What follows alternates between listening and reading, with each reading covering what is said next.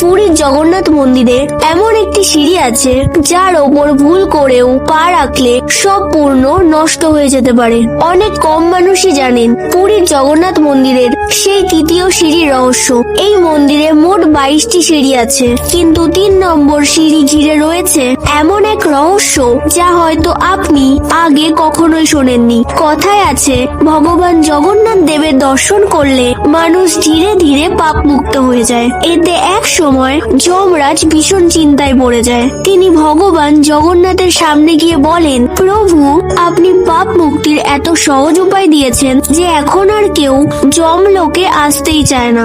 যমরাজের কথা শুনে ভগবান জগন্নাথ দেব বললেন, আপনি মন্দিরের মুখ্য প্রবেশদ্বারে 3 নম্বর সিঁড়ির ওপর নিজের স্থান গ্রহণ করুন। এই সিঁড়িটি পরিচিত হলো যমশিলা নামে। যে ব্যক্তি ভগবান জগন্নাথের দর্শন করে এই শিলার ওপর পা রাখবে তার সব পূর্ণ নষ্ট হয়ে যাবে এবং তাকে যমলোকে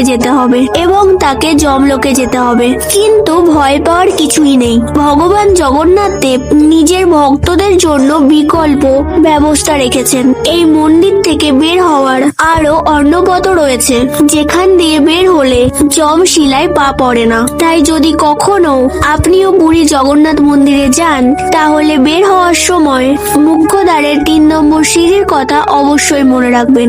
আর কমেন্টে লিখতে ভুলবেন না, জয় প্রভু জগন্নাথ।